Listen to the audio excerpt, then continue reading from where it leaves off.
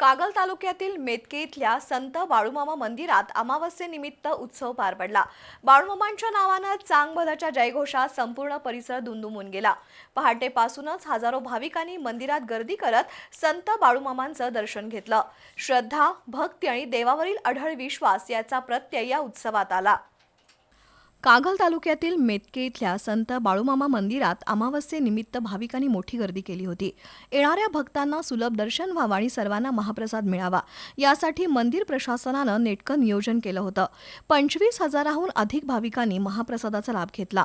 भूतबाधा, विविध व्याधी आणि मानसिक त्रासातून मुक्ती मिळते अशी संत बाळूमामा मंदिराची आख्यायिका आहे।